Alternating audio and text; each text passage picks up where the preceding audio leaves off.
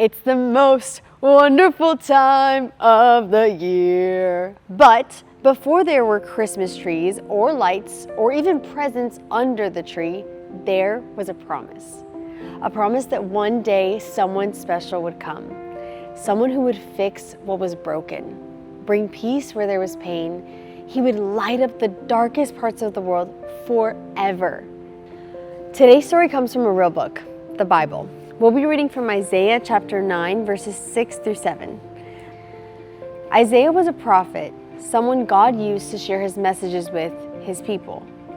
For us a child is born, to us a son is given, and the government will be on his shoulders, and he will be called Wonderful Counselor, Mighty God, Everlasting Father, Prince of Peace.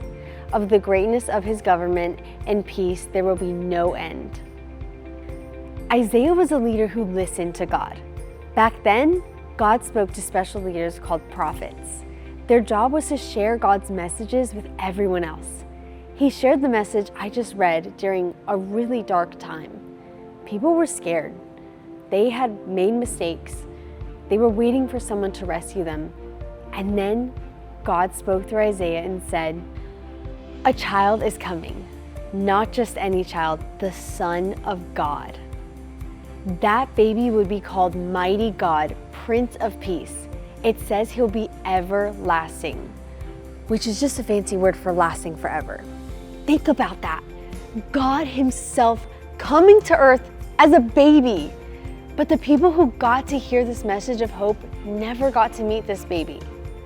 Isaiah said this hundreds of years ago before Jesus was born. God showed him what the future would look like, but the future was far away. God's people would have to wait. They had to trust the promise was true, even when it felt like nothing was happening. Isaiah said the people walking in darkness would see a great light, and that light is Jesus. When Jesus was born in Bethlehem, God's promise came true. He didn't come as a superhero or a king in a palace. He came as a baby to bring peace, hope, and love to the whole world. That's what Advent is all about. It's about remembering God's promises, waiting with hope, and celebrating that Jesus has come to save us. I'm going to read a few of these words of hope one last time. Remember that we won't talk about Jesus being born for a few weeks, but as you wait for that story, think about how the Israelites must have felt as they waited.